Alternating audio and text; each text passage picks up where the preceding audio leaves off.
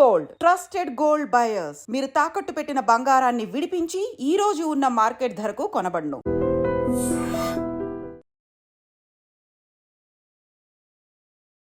లక్ష దాటుతుందేమో బంగారం ధర కొనాలంటే ఇంకా మన వల్ల కాదేమో, తులం కొనే చోట అరతులం కొనుక్కొని సరిపెట్టుకోవాలేమో అనుకునే పరిస్థితి నుంచి గోల్డ్ ప్రైసెస్ అమాంతం క్రాష్ అవ్వడం స్టార్ట్ అయ్యాయి. ఈ క్రాష్ అవ్వడం ఎంతవరకు వెళ్తుందంటే దగ్గర 40% తగ్గిపోతాయా గోల్డ్ రేట్లు రాబోతున్న కాలంలో అన్న ఒక మాట వినిపిస్తోంది. ఇదే గనక నిజమైతే 10 గ్రాముల బంగారాన్ని ₹1,00,000 పెట్టి కొనాల్సి వస్తే మేబీ 50,000కే గనక కొనే స్థితిలో చూస్తే గిల్లుకొని చూడాలేమో, అమ్మో ఇది నిజమేనా అని. అసలు గోల్డ్ రేట్ ఇంత వోలటైల్గా ఉండడానికి రీజన్స్ ఏంటి, ప్రస్తుతం గోల్డ్ మార్కెట్స్ ఇంత క్రాష్ అవ్వడానికి వెనకాల ఉన్నటువంటి ఇంటర్నేషనల్ పాలసీస్ రోల్ ఏంటి, వీటి గురించి మనతో మాట్లాడడానికి we have personal financial planner Madhavi Reddy గారు ఉన్నారు. ఆవిడతో మాట్లాడి తెలుసుకుందాం. హలో మేడం, నమస్తే. హలో అండి, ఎలా ఉన్నారు? Very good. ప్రస్తుతానికి ఏంటి గోల్డ్ లో ఇన్వెస్ట్ చేయమంటారా వద్దా? ఫస్ట్ మీరు ఫైనాన్షియల్ అడ్వైజర్ కాబట్టి అక్కడి నుంచి రావాలి. రైట్ అండి, మేము ఎప్పుడు గోల్డ్ లో ఇన్వెస్ట్మెంట్ చేయమనే చెప్తామండి. ఎందుకంటే ఎవ్రీ మంత్ మనం ఎలా అయితే డిఫరెంట్ సేవింగ్స్ లో ప్రతి మంత్ ఒక్కొక్క ఇన్వెస్ట్మెంట్స్ చేస్తూ ఉంటారు. లైక్ కొంతమంది SIPs పెడతారు, కొంతమంది చిట్స్ వేస్తూ ఉంటారు. ఎవ్రీ మంత్ మనకు వచ్చిన అమౌంట్ లో మనం సేవింగ్స్ అనేవి చేస్తూ ఉంటాము. సో గోల్డ్ లో మేము ఎప్పుడు కూడా కొంత పర్సంటేజ్ మన సేవింగ్స్ అందులో కూడా వెళ్ళాలి అని అంటుంటామండి. సో దీనికి మనం మేజర్గా మేము అసెట్ ఎలొకేషన్ అంటాం. అంటే మనకున్న మనీని ఒకే అసెట్ క్లాస్లో పెట్టకూడదు. ఎగ్జాంపుల్, ఇప్పుడు లెట్సే ఇప్పుడు మనకి రియల్ ఎస్టేట్ ఉందనుకోండి, మీరు మొత్తం అమౌంట్ అంతా అందులోనే పెట్టారు. ఇప్పుడు క్రాష్ అయ్యింది, రియల్ ఎస్టేట్లో బయర్స్ ఎవరు లేరు. సో సడన్గా లిక్విడేట్ కావాలి అంటే ఎలా? మనకు ఎమర్జెన్సీగా ఒక 10 lakhs కావాలి, 20 lakhs కావాలి. అక్కడ మీకు కనిపిస్తుంది యు ఆర్ వెరీ రిచ్, మీ దగ్గర చాలా ఫ్లాట్స్ ఉండొచ్చు, ప్లాట్స్ ఉండొచ్చు, బట్ టైంకి అవైలబుల్గా ఉంటుందా? That is very liquid real estate అనేది.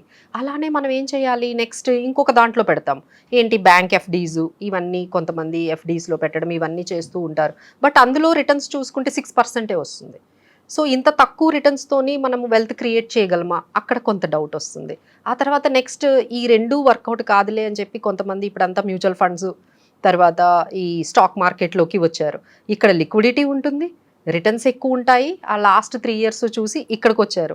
ఇప్పుడు చూస్తే మార్కెట్స్ అన్ని ఒక్కసారిగా మనకి తగ్గిపోయాయి. మార్కెట్స్ క్రాష్ అవ్వడం, గోల్డ్ రేటు పడిపోవడం రెండు ప్యారలల్ గా వెళ్తూ ఉంటాయండి. ఎందుకంటే ఎప్పుడైతే markets, equity markets down trend start అవుతుందో అందరూ ఏం చేస్తారంటే ఒక సేఫ్టీ హెవెన్ని వెతుక్కుంటారు. ఇవన్నీ కూడా స్టెబిలైజ్ అయిన తర్వాత మళ్ళీ అక్కడి నుంచి మనీ అనేది గోల్డ్ నుంచి మళ్ళీ ఈక్విటీలోకి వస్తుంది. బట్ అంతవరకు ఏంటి, ఇప్పుడు ట్రంప్ ఏదైతే ఇంపాక్ట్ ఉందో మనకి, ఏవైతే ఇక్కడ ఈ టారిఫ్స్ ఉన్నాయో ఇదంతా సెటిల్ అవ్వడానికి టైం పడుతుంది కదండి. ఎందుకంటే ఆయన టారిఫ్స్ వేశారు, ఒక 185 కంట్రీస్ మీద రకరకాల పర్సంటేజ్తో వేశారు. ఇప్పుడు అన్ని కంట్రీస్ కూడా నెగోషియేషన్ స్టార్ట్ చేశాయి, కొంచెం తగ్గించండి, మేము మీ మీద తగ్గిస్తాము. అలానే ఇండియా కూడా స్టార్ట్ చేసింది. ఇండియా మీద టారిఫ్ రఫ్ గా ఎంత వేశారు మేడం? ఇప్పుడు పెరిగిన టారిఫ్ 26% వేశారు. ఇది వరకు ఎంత ఉండేది? ఇంత వరకు అంతేమీ లేదండి, ఒక 7%, 10%. ఇక్కడ 26% ఎక్కువ ఉండేది. అంటే మన ఇండియాలో మ్యానుఫ్యాక్చర్ అయిన గూడ్స్ అమెరికాలో వెళ్ళి అమ్ముకోవాలి అని అంటే ట్యాక్స్ కట్టాలి, టారిఫ్స్ కట్టాలి, ఈ టారిఫ్ పే చేయాలి. 26% టారిఫ్స్ పే చేయాలి. ఆ టారిఫ్ అమౌంట్ అక్కడ గవర్నమెంట్ కి వెళ్తుంది, మనకు వెళ్తుంది. సో ఇప్పుడు మీరు మనకి కాదు, అక్కడ గవర్నమెంట్ కి మనం పే చేయాలి. అంటే ఇప్పుడు మీరు ఏం చేస్తారు, ఆ 20 రూపీస్ వాళ్ళ మీద వేయడానికి ట్రై చేస్తారు. కరెక్ట్ కదా. ఇప్పుడు వాళ్ళు ఏమంటారు, మాకు ఇంత అయితే వర్కౌట్ అవ్వదు, మేము తీసుకోము, మీరు ఇంకో మార్కెట్ చూసుకోండి అంటారు. సో మనకి ఎలాగైనా ఇప్పుడు ఆ 20% మీరు భరించాలి అంటే మీకు కష్టం. సరే, అక్కడ వాళ్ళు తీసుకోను అంటే ఏం చేస్తారు, మీరు ఇంకొక మార్కెట్ ని వెతుక్కోవాలి. రైట్. సో ఇదంతా జరగడానికి అయితే చాలా టైం పడుతుందండి. ఈ పెరిగిన టారిఫ్స్ పోనీ ట్రంప్ పెంచిన టారిఫ్స్ గోల్డ్ రేట్ పతనానికి లింక్ ఏంటి? సో ఇది ఒక్కసారిగా ఏమైందంటే, నాట్ ఓన్లీ దీన్ని ఏమంటారంటే, మేము సిస్టమాటిక్గా అన్ని అసెట్ క్లాసెస్ క్రాష్ అయ్యాయండి. ఇర్రెస్పెక్టివ్ ఆఫ్, ఇప్పుడు మీరు చూసారనుకుంటే ఓన్లీ ఈక్విటీ మార్కెట్సే కాదు కదా, గోల్డ్, మీకు క్రిప్టో కరెన్సీ కూడా క్రాష్ అయిందండి 25%. అలానే మనకి తర్వాత ఇప్పుడు మనం అనుకుంటున్న గోల్డ్ క్రాష్ అయింది, మార్కెట్స్ క్రాష్ అయ్యాయి. అంటే ఒక్క అసెట్ క్లాస్ కాదు కదండి, అన్ని అసెట్ క్లాసెస్. అంటే ఏంటి మేడం, ఎందుకు టారిఫ్ పెంచినంత మాత్రాన ఈ అసెట్స్ అన్ని ఎందుకు క్లాష్ అవ్వాలి? అంటే లింక్ ఏంటి అంటే, ఫస్ట్ ఆఫ్ ఆల్ ఏంటంటే అందరూ డిస్టర్బ్ అయ్యారు. ఎకానమీస్ డిస్టర్బ్ అయ్యాయి. ఒక సప్లై చైన్, ఒక సిస్టమ్ నడుస్తోందండి. ఇప్పుడు ఈ సిస్టమ్ అంతా డిస్టర్బ్ అయింది. ఇప్పుడు నేను ఒక ఎక్స్పోర్టర్ని, నేను అక్కడ పంపిస్తున్నాను, నాకు మార్కెట్ ఉంది, అక్కడ నాకు మార్జిన్ వస్తుంది. ఇప్పుడు నాకు ఏం చేయాలో తెలియదు. ఇప్పుడు నా మెటీరియల్ అంతా, నా ప్రోడక్ట్స్ అన్నీ కూడా నేను ఇప్పుడు ఎక్కడ సెల్ చేసుకోవాలి, లేకపోతే నేను ఎక్కడ దాన్ని ఆ మార్కెట్ని వేరే దాన్ని వెతుక్కోవాలా, లేకపోతే వాళ్ళు నో అంటున్నారు. ఇప్పుడు ఈ ఉన్న ఏదైతే ఈ పర్టికులర్ నా ప్రోడక్ట్స్ ఏవైతే ఉన్నాయో ఇవన్నీ నేను ఎక్కడ సెల్ చేసుకోవాలి. ఇప్పుడు మీరు ఎగ్జాంపుల్ తీసుకుంటే టాటా మోటార్స్ వాళ్ళు వాళ్ళ ఎక్స్పోర్ట్స్ని ఆపేశారు జస్ట్ బికాస్ ఆఫ్ టారిఫ్స్. ఇప్పుడు ఆ పాజ్ చేసుకున్నారు కదా, ఈ పాజ్ చేసుకున్న తర్వాత వాళ్ళకి ఎంత నష్టం వస్తుంది. ఈ ఎక్స్పోర్ట్స్ అన్నీ ఈ ఆగస్ట్లో ఏవైతే కార్స్ యూఎస్కి వెళ్ళాలో ఈ ఎక్స్పోర్ట్ చేసేవలసిన కార్స్ అన్నీ కూడా ఆగిపోయాయి. మరి వాళ్ళకి ఎంత డిస్టర్బ్ అవుతుంది, బిజినెస్ ఎంత డిస్టర్బ్ అవుతుంది. సో దీనివల్ల ఏమవుతుంది, మనకి ఎకానమీస్ అన్నీ కూడా ఆల్మోస్ట్ ఒక 0.3% నుంచి 0.5% వరకు జీడిపిస్ తగ్గుతాయి అంటున్నారు. ఎకానమీస్ తగ్గుతున్నాయి, యాక్టివిటీస్ తగ్గుతున్నాయి. సో దీనివల్ల స్టాక్ మార్కెట్స్ క్రాష్ అవుతున్నాయి. సో ఇవన్నీ కూడా ఏంటంటే క్యాస్కేడింగ్ ఎఫెక్ట్ అంటారు. అంటే ఒకరి మీద ఒకరు ఎఫెక్ట్ అనేది అవుతుంది. అంటే ఇదేంటంటే ఒక్కొక్క కంట్రీ ఒక్కొక్కలాగా రియాక్ట్ అవుతుంది. ఇప్పుడు చైనా లాంటి కంట్రీ అనుకోండి, చాలా రిటాలియేట్ టారిఫ్స్, అంటే మీరు వేశారు కదా నేను వేస్తా అంటుంది. అంటే దే ఆర్ ఈక్వల్. అంటే అది 36 ట్రిలియన్ ఎకానమీ. అలా మాట్లాడడానికి India is in that position లేదండి, లేదు. మనం ఫస్ట్ నుంచి కూడా, సో యూ కెన్ ఇమాజిన్ వాళ్ళది 36 ట్రిలియన్ ఎకానమీ, మనది 4 ట్రిలియన్ ఎకానమీ, 9 times ఎక్కువ. సో మనకంతా వాళ్ళది, చైనా వాళ్ళది 18 trillion economy. So they are at par to talk about the terms. కొంచెం వాళ్ళు టఫ్గా పెడతారు. మనం ఏంటంటే growing economy, we are all emerging markets అంటారు. We are developing and emerging markets. So వాళ్ళతో ఏంటంటే మనం కొంచెం సాఫ్ట్ ట్రేడ్ రిలేషన్స్ మెయింటైన్ చేస్తేనే మనము కూడా ఫ్యూచర్లో, అదే మనం పెట్టుకున్నాం కదా, మనం కూడా 3rd లార్జెస్ట్ ఎకానమీ, ఇప్పుడు మనం 5th లార్జెస్ట్ ఎకానమీ. సో ఫ్యూచర్లో 3rd లార్జెస్ట్ ఎకానమీ అవ్వాలి అంటే మనకి పొజిషన్స్ అన్నీ కూడా చాలా సాఫ్ట్గా బ్యాలెన్స్డ్గా మనం వెళ్లాల్సి ఉంటుంది. సో వాళ్ళతో మనము అసలు వెయ్యడం కాదండి, తగ్గిస్తామని చెప్తున్నాం ఆల్రెడీ. మా మీద కూడా టారిఫ్ తగ్గించండి. మాట్లాడుకుందాము. అసలు వేయడం పక్కన పెట్టండి. ఆల్రెడీ గూగుల్ ట్యాక్స్ అని ఒకటి ఉండేదండి, అది మనం కంప్లీట్ గా తీసేసాము. ఎప్పుడైతే వాళ్ళ టారిఫ్స్ అంటున్నారో, సో వాళ్ళు ఎక్కడి నుంచి ఇంపోర్ట్స్, యుఎస్ నుంచి మన దగ్గరికి ఏవైతే ఇంపోర్ట్స్ వస్తున్నాయో వాటి మీద చాలా వరకు మేము తగ్గిస్తాము, మీరు కూడా తగ్గించండి రైట్ అనేది స్టార్ట్ అయ్యింది. బట్ ఇదంతా జరగడానికి కొంచెం టైం. సో అంటే ఇప్పుడు మనం గోల్డ్ రేట్స్ తగ్గినాయి అన్న టాపిక్ గురించి మాట్లాడుకుంటుంటే, ఇది మార్కెట్లో వచ్చినటువంటి ఒక స్లైటర్ కరెక్షన్ గా చూడాలా, లేకపోతే deeper instability of the market కి ఇది సంకేతంగా భావించాలా? ఇప్పుడు మీరు యుఎస్ లో చూసుకుంటే ఆల్మోస్ట్ 6 ట్రిలియన్ వైపౌట్ అయిపోయింది మార్కెట్ క్రాష్ వల్ల. అచ్చా, యుఎస్ ఎకానమీ కూడా ట్రంప్ టారిఫ్ విధానాల వల్ల సెల్ఫ్ గోల్ అయింది, వాళ్ళకి కూడా గోల్ అయ్యిందండి. సో అక్కడ కూడా చాలా, అంటే ఆల్మోస్ట్ 6 lakh పీపుల్ బయటకు వచ్చి అక్కడంతా కూడా నిరసనలు చెప్తున్నారు, మాకు చాలా నష్టం అవుతుంది. ఇన్వెస్టర్స్ కూడా వాళ్ళ మనీని చాలా పోగొట్టుకున్నారు. ఎప్పుడైతే మీకు ఒక ఇన్వెస్ట్మెంట్ లో లాస్ వచ్చిందో, ఇప్పుడు గోల్డ్ ని లిక్విడేట్ చేసుకోవడం మొదలు పెట్టారు. గోల్డ్ని అమ్మేసి అక్కడ వచ్చిన లాసెస్ కి కొంచెం లిక్విడేట్ చేసుకుంటున్నారు. మరి అక్కడ ఉన్న కొంచెం క్లియర్ గా ఎక్స్ప్లెయిన్. ఇప్పుడు ఎగ్జాంపుల్, మీకు ఒక అసెట్ క్లాస్ లో చాలా లాస్ వచ్చిందండి, రైట్, చాలా లాస్ వచ్చింది, మీకు మార్జిన్స్ చాలా అవసరం.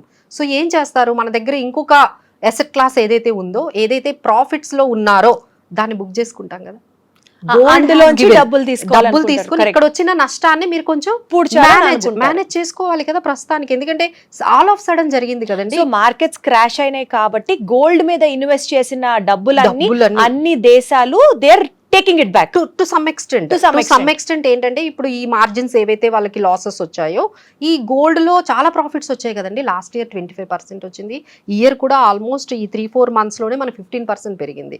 సో ఇక్కడ మనం ప్రాఫిట్స్ లో ఉన్నాం కదా, కొంచెం ఈ అడ్జస్ట్మెంట్స్ కోసం గోల్డ్ ని కొంచెం లిక్విడేట్ చేశారు కాబట్టి మనకి గోల్డ్ అనేది క్రాష్ అయింది. అంతేగాని గోల్డ్కి డిమాండ్ తగ్గింది, గోల్డ్ ఇంకా తగ్గిపోతుంది ఏవైతే మీరు చెప్తున్నారో 50,000 అయిపోతుంది, we don't believe in all those. అంటే కొంతకాలం మీరు అన్నట్లు ఇందాక నెగోషియేషన్ అయ్యే వరకు you can expect the down trend of gold trend, కొంచెం ఎక్స్పెక్ట్ చేయొచ్చు. అంటే ట్రెండ్స్ అన్ని అప్ అండ్ డౌన్ నడుస్తూ ఉంటాయి కదా. సో 50,000 దాకా కూడా వెళ్తుందా అన్న ఒక ఆశ అయితే ఉంది, కానీ అంత డ్రాప్ అయితే. ఎందుకంటే గోల్డ్ లో మీకు ఈ ఈక్విటీ మార్కెట్స్ క్రాష్ అయినంత ఎప్పుడైనా మీరు గోల్డ్ తగ్గడం చూసారా మీ లైఫ్ లో? ఎప్పుడైనా ఒకేసారి? నెవర్ కదా. ఇప్పుడు ఎందుకు అలా జరుగుతుంది అనుకుంటారు? అంటే ఇదే ఫస్ట్ టైం వచ్చాయా ఫైనాన్షియల్ క్రైసిస్? ఎప్పుడు క్రైసిస్ వస్తూనే ఉన్నాయండి. మీరు కోవిడ్లో చూసారా ఇంత క్రాష్ అవ్వడం గోల్డ్? No, never. నెవర్. అంతకన్నా పెద్ద అన్సర్టనిటీ జరుగుతుందా? లేదే. అంత ఎక్స్పెక్ట్ చేయకూడదండి. మేబీ అయితే ఒకటి ఇప్పుడు కొంచెం తగ్గింది అని మాట్లాడుకుంటున్నాము. తగ్గిందండి. ఈ పాయింట్ లో గోల్డ్ మీద ఇన్వెస్ట్ చేయడం is a wise choice. Very good choice అనే మేము చెప్తాము. ఈ టైం కొంచెం ఏదైతే 87,000 ఉంది, మేబీ ఇక్కడ నుంచి ఒక 2,000 తగ్గింది అనుకోండి, 85,000కి వస్తుంది కదా.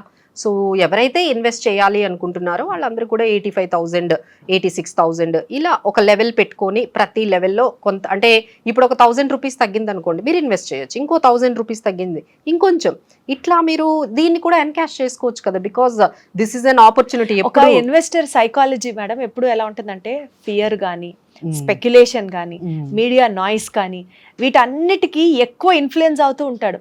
రేట్ గోల్డ్ తగ్గింది అని మాట్లాడుకుంటూ గోల్డ్ లో ఇన్వెస్ట్ చేయాలి అనుకోవడంతోనే లిక్విడేట్ అయిన గోల్డ్ మొత్తం మళ్ళీ అందులోనే ఇన్వెస్ట్ చేయడం స్టార్ట్ చేస్తే అదే గోల్డ్ ప్రైస్ కూడా హైక్ కూడా మళ్ళీ కారణం అవ్వచ్చు. అవుతుంది. ఎందుకంటే ఇప్పుడు ఏంటంటే ఇలాంటి, అంటే ఇప్పుడు ఈ సిచ్యువేషన్ చూసాం అనుకోండి, ట్రంప్ టారిఫ్స్ అనే సిచ్యువేషన్స్ చూస్తే ఎప్పుడైతే ఈ సిస్టంలో ఫియర్ వస్తుందో ఎవరైనా సరే గోల్డ్ని బై చేయడానికి ఇష్టపడతారంటే మనీ అంతా కూడా ఒక ఎసెట్ క్లాస్ నుంచి ఒక్కొక్క ఎసెట్ క్లాస్కి వెళ్తుంది. ఇప్పుడు ఈ సిచ్యువేషన్ అంతా సెటిల్ అవ్వడానికి ఒక 1 year పడుతుందేమో, ఎకానమీస్ కానీ లేకపోతే స్టాక్ మార్కెట్స్ కానీ ఇదంతా.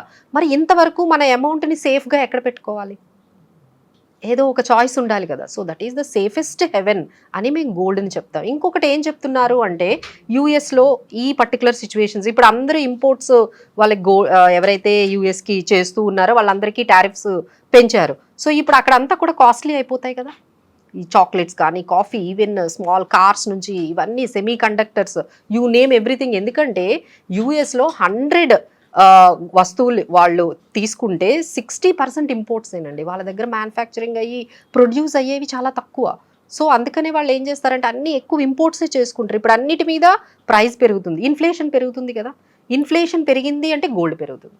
సో ఇన్ఫ్లేషన్కి తర్వాత గోల్డ్కి ఎప్పుడు కూడా డైరెక్ట్ రిలేషన్ ఉంటుంది. అంటే ఇప్పుడు ఈ ట్రంప్ టారిఫ్స్ వల్ల గోల్డ్ రేట్ తగ్గింది అని మనం ఎట్లయితే మాట్లాడుకుంటున్నామో అది తాత్కాలికమే. కరెక్ట్.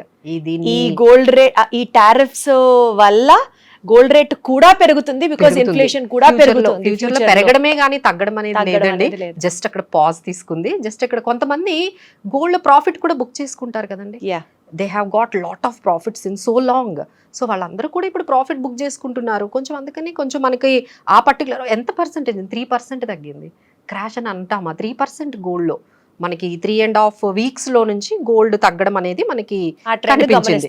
ఈ 3 weeks నుంచి మనం గోల్డ్ అనేది తగ్గుతూ ఉంది.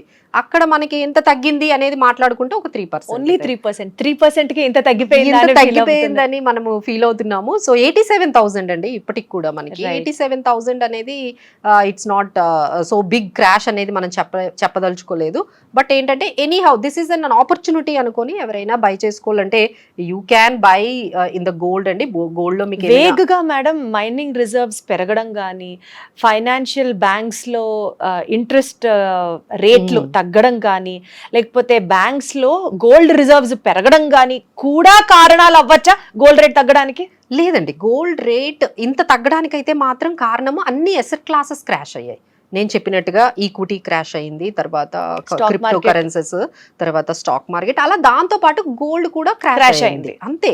That is what equivalent to all asset classes crash అయ్యాయి కాబట్టి గోల్డ్ క్రాష్ అయింది. కానీ బట్ దీనికి మనం ఇది ఇంతే ఇంకా పడిపోతుంది అంటే మాత్రం మాకేంటంటే అంత గోల్డ్ పెరగడానికి ఇంకా పాజిటివ్గానే అనిపిస్తుంది కానీ నెగిటివ్గా అయితే డిమాండ్ అయితే కనిపించట్లేదండి. ఎందుకంటే ఫియర్, అన్సర్టనిటీ ఎంత ఉంటుందో గోల్డ్ అంత పెరుగుతుంది. ఫియర్, అన్సర్టనిటీ ఎంత ఇంక్రీజ్ అయిపోతూ ఉందో గోల్డ్ అంత ఇంక్రీజ్ అయిపోతుంది. సో అలానే ఇన్ఫ్లేషన్ ఎంత పెరుగుతుందో గోల్డ్ అంత పెరుగుతుంది. ఇంట్రెస్ట్ రేట్స్ ఇప్పుడు యూఎస్లో ఐ థింక్ మేబీ 1-2 weeksలో ఇంట్రెస్ట్ రేట్స్ మళ్ళీ తగ్గించబోతున్నారు. తగ్గిస్తే గోల్డ్ పెరుగుతుంది. సో మా సంకేతాలన్నీ కూడా గోల్డ్ పెరగడానికి. మేడం ఇంట్రెస్ట్ రేట్స్ యూఎస్లో fed interest rates, Trump is asking fed కమిటీని మీరు ఇంట్రెస్ట్ రేట్స్, మన దగ్గర కూడా మన దగ్గర ఆర్బీఐ ఇంట్రెస్ట్ రేట్స్ తగ్గిస్తుందండి. సో మీకు ఈఎంఐస్ బాగా కాస్ట్లీ అవుతున్నాయి, మీకు పర్చేసింగ్ పవర్ తగ్గుతుంది అని చెప్పి మన దగ్గర కూడా ఆర్బీఐ గ్రోత్ ఎప్పుడైతే తగ్గిపోతుందో ఇంట్రెస్ట్ రేట్ భారం మీకు పెరుగుతుంది కాబట్టి వాటిని తగ్గించడానికి రేపు మన ఆర్బీఐ కూడా ఇంట్రెస్ట్ రేట్స్ తగ్గిస్తున్నారు. సో మీకు ఏవైతే లోన్స్ ఉంటాయో లోన్స్ మీద మీరు తీసుకునే హోమ్ లోన్స్ మీద కూడా కొంచెం మీకు రిలీఫ్ అనేది మేబీ నెక్స్ట్ వీక్ నుంచి మీరు చూడొచ్చు. కనపడదు కానీ గోల్డ్ ఇన్నిటి మీద ఆధారపడి చాలా. ఉంటుంది. ఇంట్రెస్ట్ తగ్గితే గోల్డ్ రేట్ పెరుగుతుంది, అసలు చాలా మార్కెట్ క్రాష్ అయితే గోల్డ్ రేట్ పెరుగుతుంది. That is the safest haven అన్నమాట. ఎందుకంటే అందరూ ఎందుకు దాన్ని వెళ్తారంటే అది మిగతా వాటిలాగా అంతలా క్రాష్ అవ్వదు. రైట్. మిగతా ఇప్పుడు మనం రియల్ ఎస్టేట్ క్రాష్ అయినట్టు, లేకపోతే మిగతా అసెట్ క్లాస్ అయినా స్టాక్ మార్కెట్స్ క్రాష్ అయినట్టు, ఇది ఇంత జరిగినా చూడండి 3% కదా. ఏదన్నా మనం మార్కెట్ టెక్నికల్ స్టాండ్ పాయింట్ నుంచి అండి ఈ గోల్డ్ రేట్స్ పడిపోవడానికి ఒక రెసిస్టెన్స్ హోల్డ్ ఏదైనా వస్తుంది అని ఎక్స్పెక్ట్ చేయొచ్చా ఈ 1 year లోపు రఫ్ గా అనుకుంటే?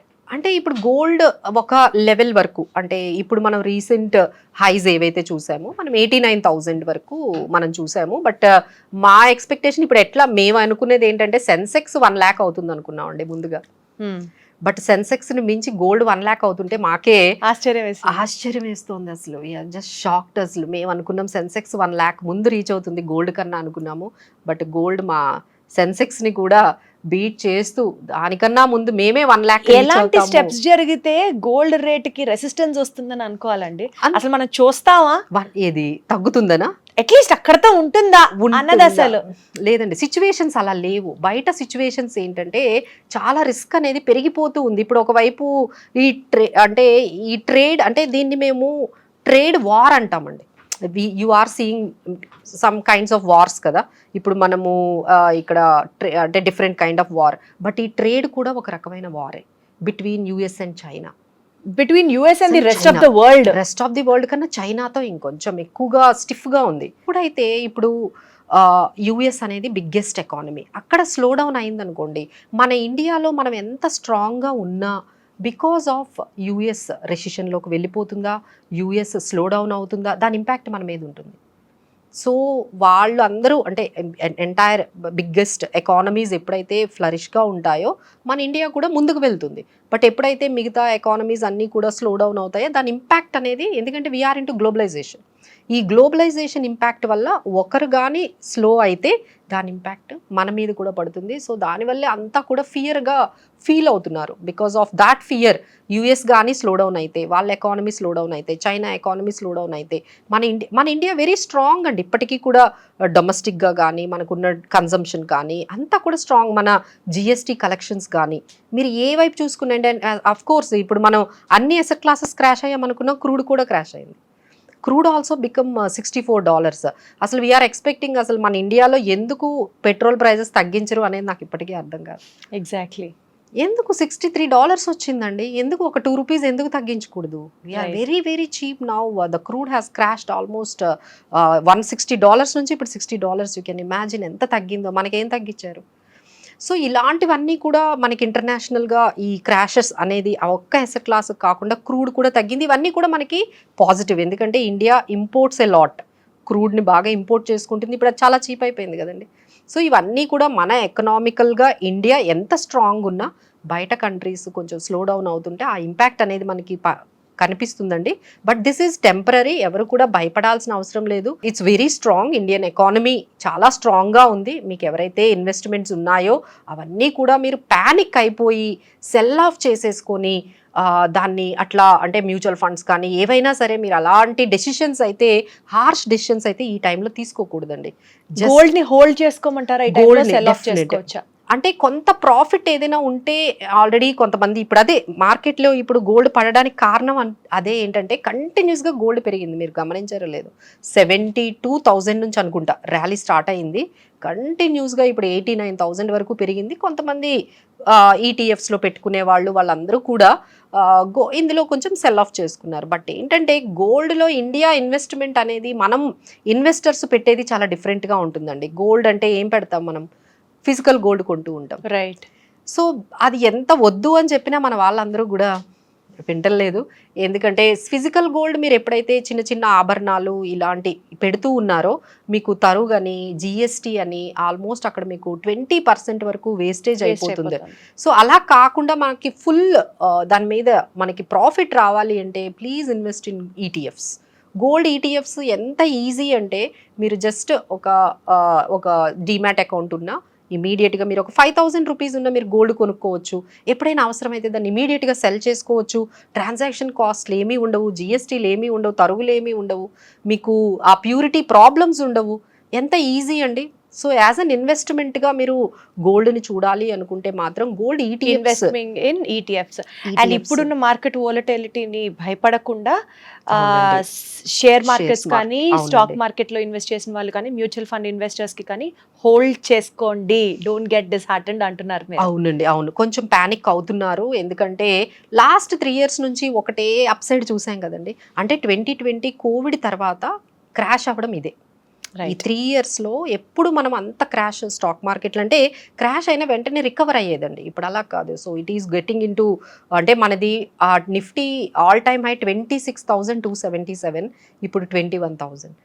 So it's really tough time. ఎవరైతే కొత్తగా ఈ హైయెస్ట్ లెవెల్లో ఇన్వెస్ట్ చేసి ఉన్నారు కదండి వాళ్ళందరికీ అయితే చాలా చాలా హార్ట్ బ్రేకింగ్గా ఉంటుంది. ఎందుకంటే 26,000 దగ్గర ఇన్వెస్ట్ చేశారు, ఇప్పుడు అది 22,000 అవ్వగానే మీ పోర్ట్ఫోలియోలో అన్ని మైనస్ లో కనిపిస్తూ 10 లక్షలు కాస్త అది ఒక 6 లక్షలు కనిపిస్తూ ఉంటే అంటే ఇందులో ఉండాలా, అనవసరంగా వచ్చామా అని చాలా మంది క్వశ్చన్స్. అంటే అసలు ఎందుకు వచ్చారు ఈ స్టాక్ మార్కెట్లోకి అందరూ?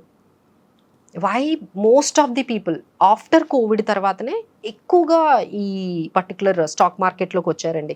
ముందు అంతగా ఎవరు స్టాక్ మార్కెట్ వైపు చూడలేదు. నార్మల్ కామన్ పర్సన్ అంటే ఒక చిన్న వెండార్ ఉంటారు చూడండి, వాళ్ళు కూడా స్టాక్ మార్కెట్లోకి వచ్చేసారు.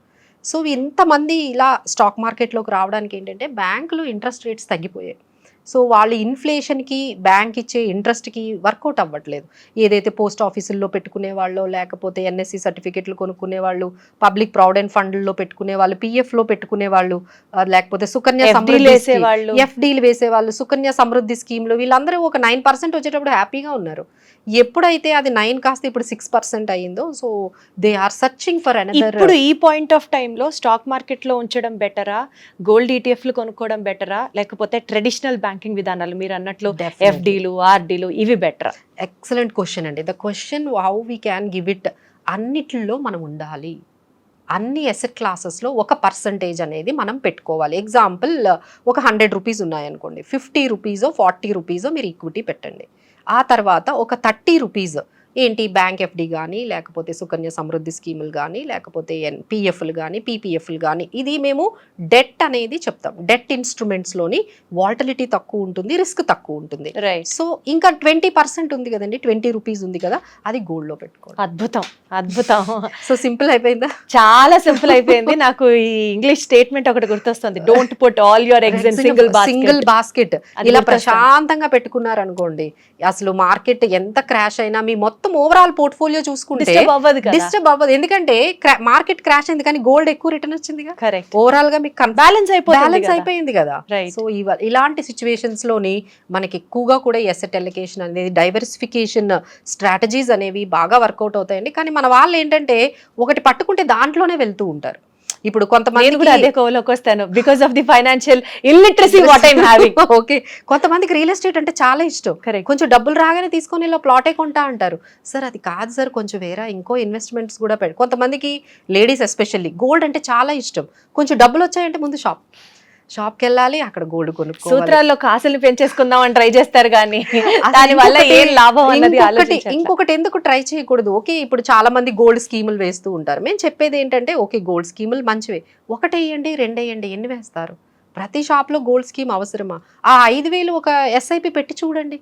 ఎందుకు చేయకూడదు? మనం ఎందుకు చేయకూడదు? It's very easy. మీరు గోల్డ్ షాపుల్లో గోల్డ్ కొన్నంత ఈజీగా ఇప్పుడు మ్యూచువల్ ఫండ్స్ అయిపోయాయి కదండి. రైట్. జస్ట్ మీ మొబైల్లో ఓపెన్ చేసుకుంటేనే చాలా ఉన్నాయి. సో మీకు అడ్వైజర్స్ మేము ఉన్నాము, మీకు ఏమైనా హెల్ప్ కావాలంటే మేము చేస్తాము. We're always available to help you a lot. So మనం ఏంటంటే అన్ని ఒకే దాంట్లో ఒకటి ఇష్టం అయితే, కొంతమందికి ఎఫ్డీస్ అంటేనే ఇష్టం, ఇక వచ్చినప్పుడు అంతా బ్యాంక్కి వెళ్ళడము, ఫిక్స్డ్ డిపాజిట్ చేయడం. సో ఎవ్రీ వన్ ఈ sticking with one asset class because of their experiences, because of their convenience.